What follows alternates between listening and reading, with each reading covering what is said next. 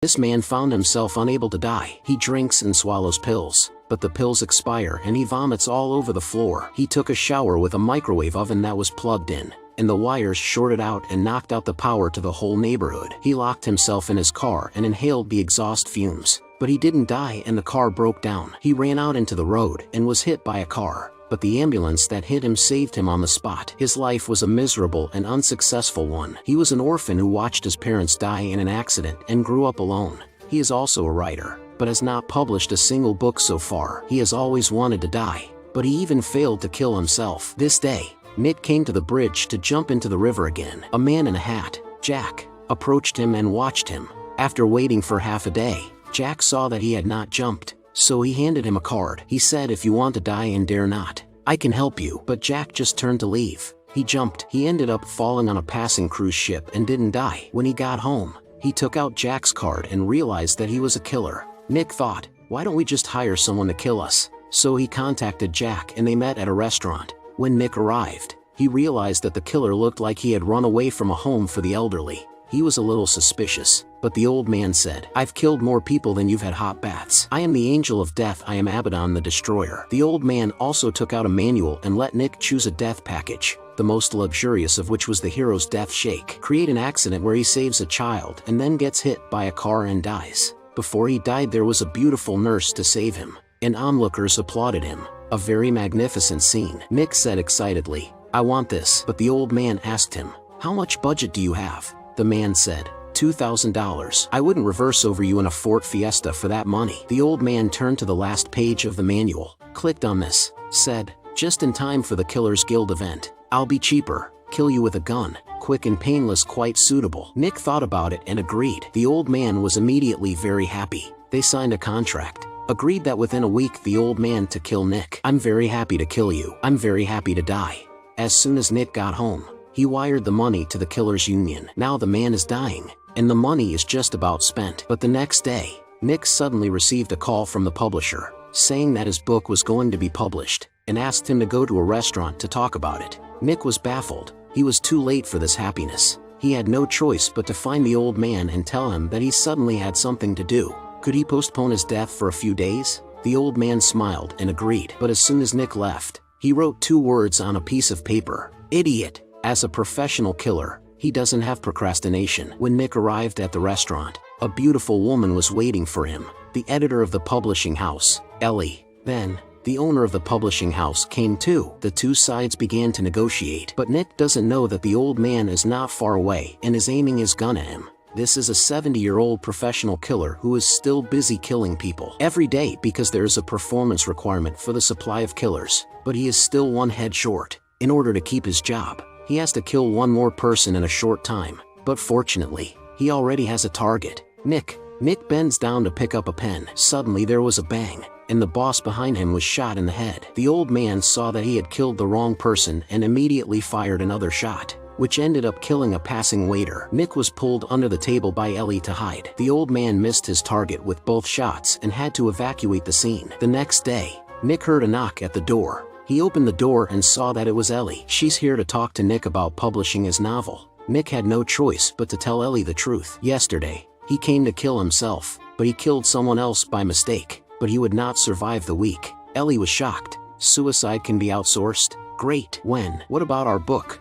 Then, she urged Nick to contact the killer and cancel the order. Nick didn't blame Ellie for calling the killer's phone number. Instead, the phone rang in his own home. Nick opened the door of a room to find the old man coming in through the window. Hello. Hello? How are you? I'm fine. You? Good. Thank you. Before he finished, the old man raised his hand as 2 shots. Nick rushed to pull Ellie to escape. They ran into the street and ran into the traffic police and the ticket. They stole the traffic police motorcycle. The old man caught up with them and shot them, but killed the traffic police, and then watched them run away. The old man is also helpless. I did not expect this person so difficult to kill. When the unlucky old man disposed of the policeman's body, people from the Killers Guild came and arrested him. The old man was taken to the president of the guild, who first humiliated him, saying that he was already dead, but still caused so much trouble. Then he took out a clock and gave it to the old man. meaning to let him retire. But the old man didn't want to give up the business he had been holding on to for so many years, and he didn't want to leave as a loser. He forcefully refused the chairman, said he would finish his performance on time, and then got up and left. When the old man left, the chairman said to a bald killer, "The old man is already a problem. You go and unkill him." Ellie took Nick and fled back to her old home. They sat by the fire and talked about what was on their minds. Nick learned that Ellie and himself had similar experiences, and so, two lonely souls collide, creating a spark of love. The next day, Nick and Ellie arrived at a cliffside, but they only looked into the distance for a moment and then went back hand in hand. Nick has found the meaning of life, completely put aside the idea of suicide, and the old man found the address of Ellie's home through the Assassin's Guild. When Nick and Ellie returned home, they saw the old man waiting for them.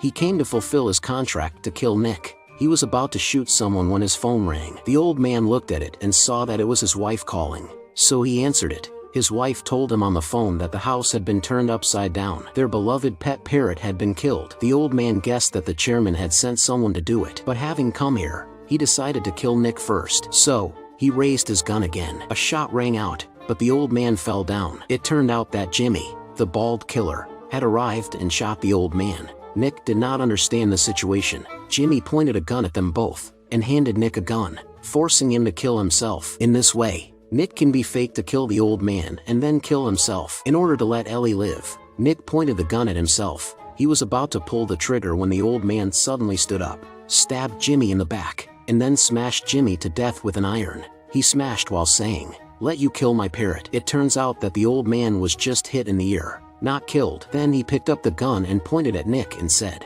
"Well, let's continue. Only by killing you can I finish my performance." At this point, Ellie suddenly thought that the old man wanted to kill Nick and Jimmy wanted to kill the old man. But now, only Jimmy is dead. Why don't we re-sign a contract and pretend that we hired you to kill Jimmy? Jimmy can't object anyway, so you can finish the performance, and Nick doesn't have to die. The old man thought about it and it seemed to make sense, so the two sides happily agreed, handwrote a contract, and together they disposed of Jimmy's body. The old man went home and hugged his wife tightly. In the evening, an unexpected visitor came to his door, the president of the union, and he brought the clock. Despite the fact that the old man had proved himself by completing his performance, the president wanted him to retire. Otherwise his men wouldn't obey him. The old man is not happy, so they pull out their guns and confront each other under the table. At the moment of crisis, the old man's wife came out to break the tension. He took a pillow and showed it to the chairman, saying that it was a pair of osprey embroidered by himself. This bird is very devoted and has only one partner in its life. One will die and the other will die with it. This is a hint to the old man that if he dies, she will not live alone either. With that,